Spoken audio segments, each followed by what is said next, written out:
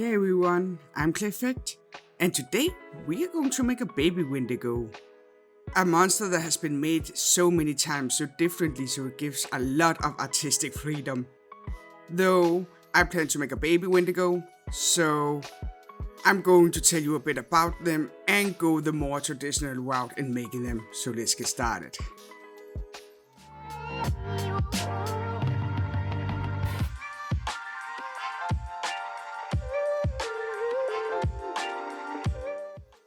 Now, why a Windigo, you might ask? Or, if you're not asking, I'm going to tell you anyway. Cause there's two reasons for it. One, Mr. Clayfect wanted it. And two, I tried to make a scary monster that turned out to be the ugly faced troll that was sort of cute. So I figured if I tried with a scary monster and make him cute, that would go probably more well. But first, we need to make a base, and that is why you see me pressing a rock against some clay in order to make a bigger rock.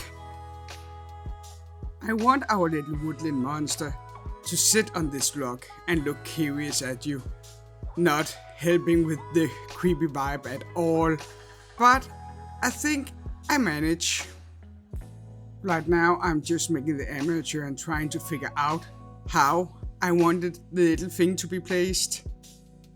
Before I start building her body up, and yes, even though you can't see the gender of the Wendigo clearly, I concluded that this is Wendy the Wendigo. Because I'm just that original with names. But while I make her body, why don't I tell you a bit about the Wendigo? Though, a quick disclaimer, I am not an expert on monsters, I'm simply just a girl with Google. If you want to know more about any type of monster or myth, then I will give a shout out to John Solo, a great YouTuber that can tell you all about it. I'm just a girl that likes stories and plays with clay. Now, let me tell you about the Wendigo. The Wendigo is an old Indian myth about a monster that has sort of changed over time. They have been portrayed so differently, but the most classical Wendigo monster is a mix between a werewolf and a deer skeleton. It looks very, very creepy. And here we have to take a break to see the past me stroking and celebrating over her new mat. It is quite incredible. Now, back to the Wendigo.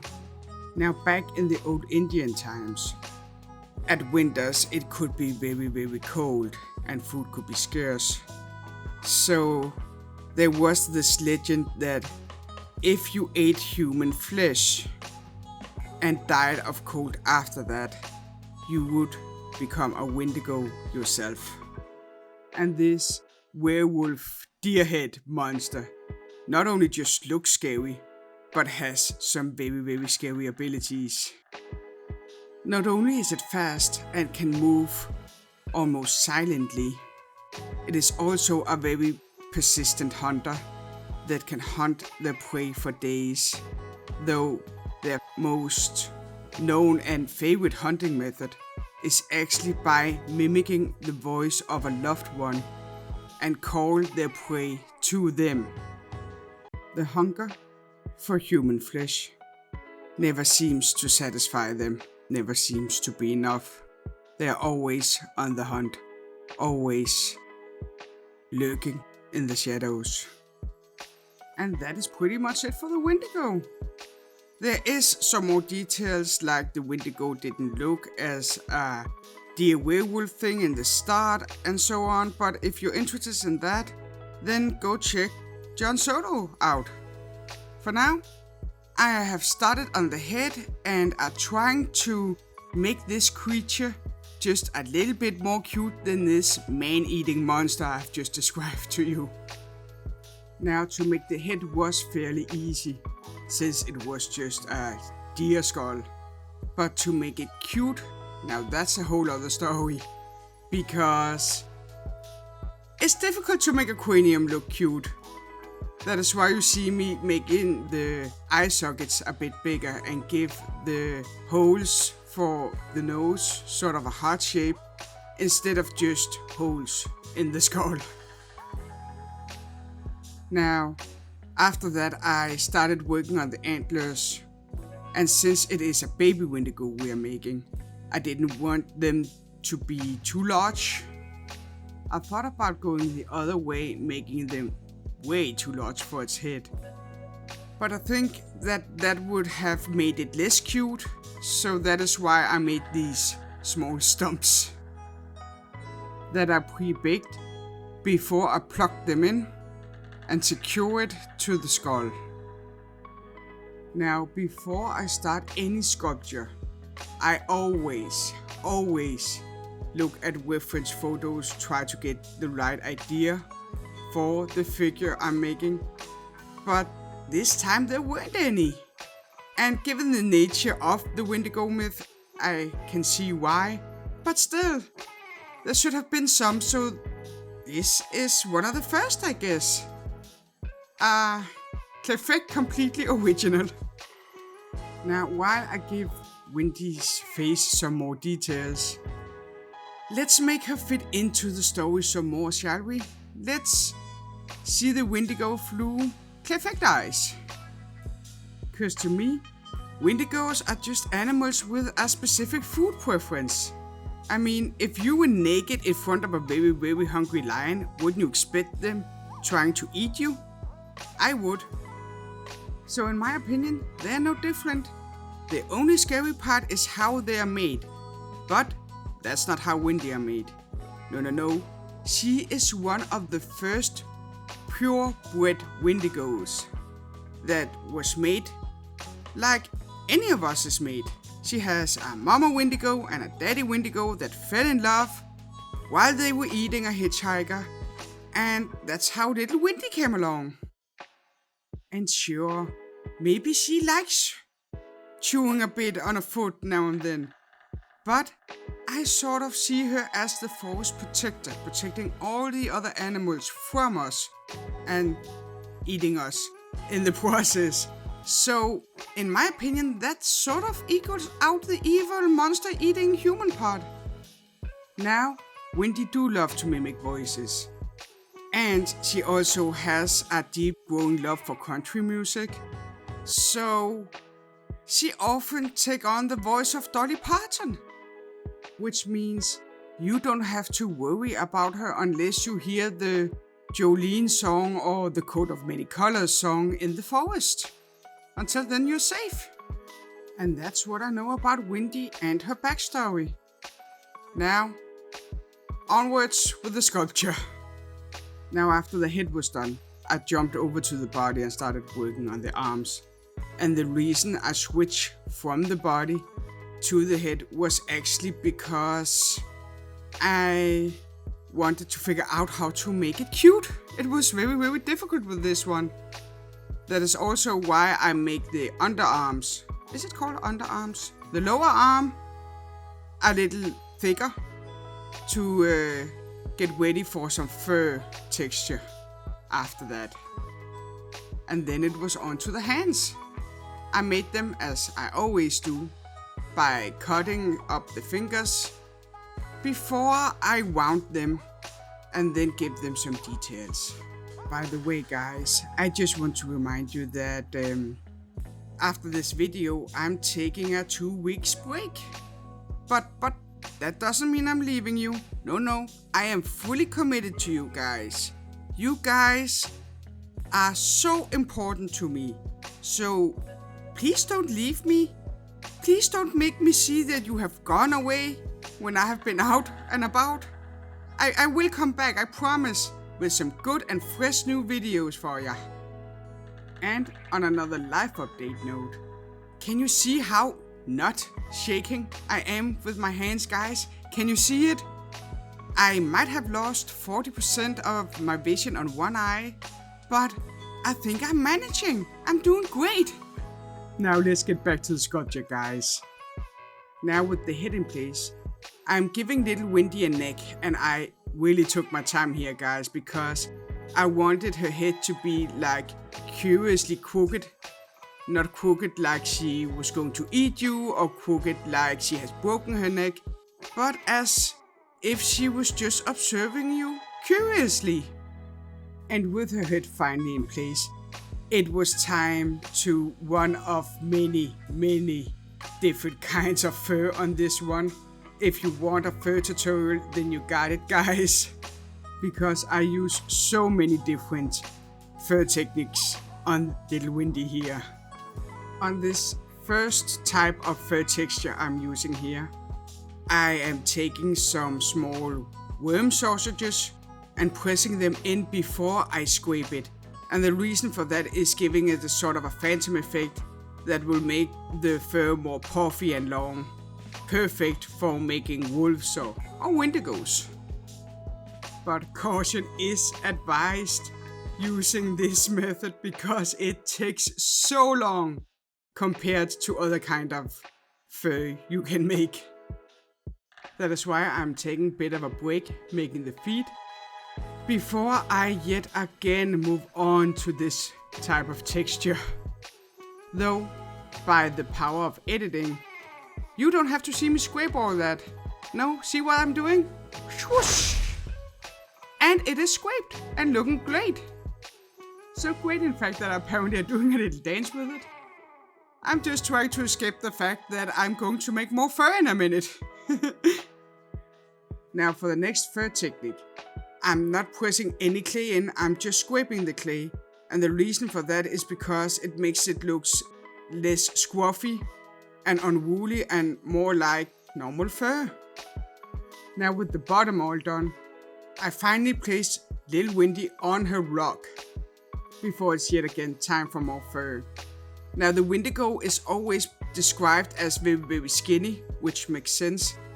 But I don't want her to look creepy, so I'm covering her spine up with some fur.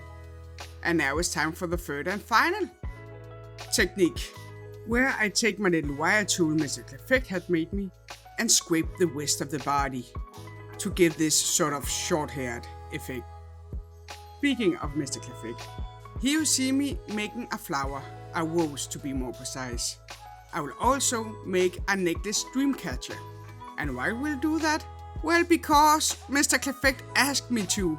So, my name is Clayfect and I apparently make tiny nerdy things. A little north of the border reference for you. You should check him out if you haven't.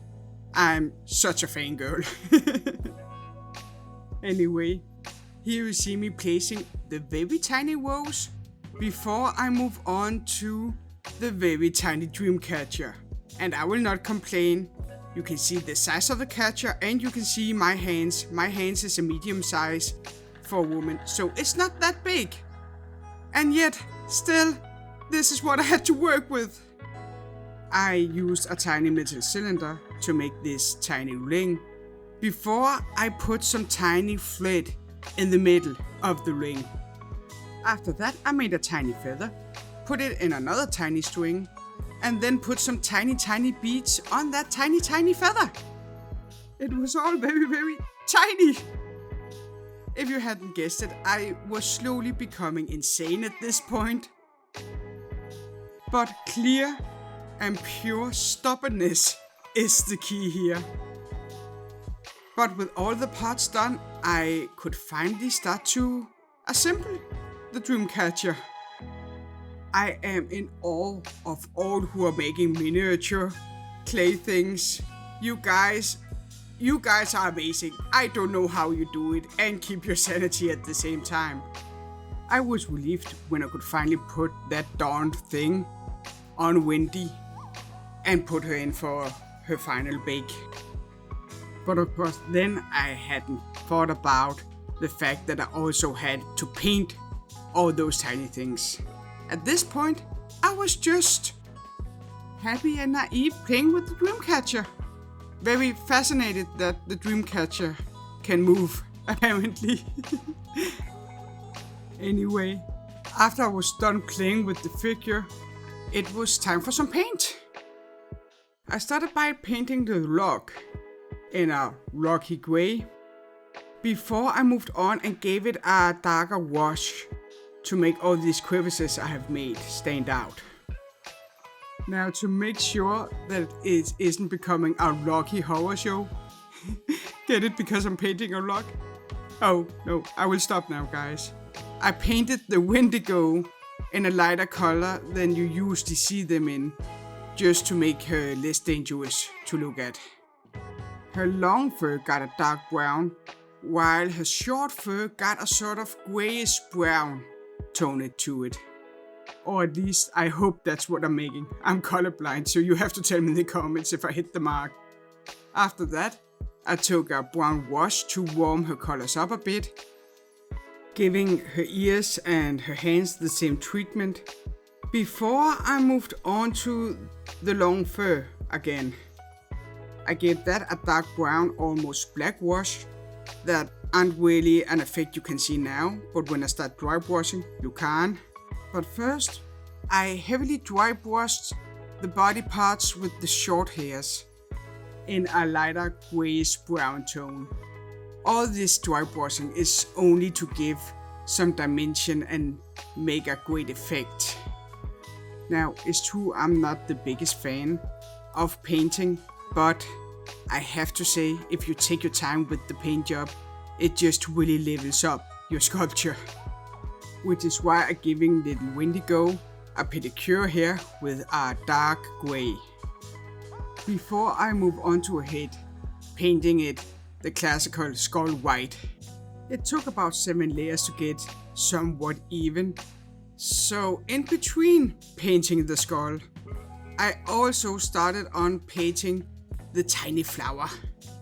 Please feel free to laugh at my expense, knowing that I cursed and swore so much while painting this little thing, and was sort of relieved when I could put some details on the head.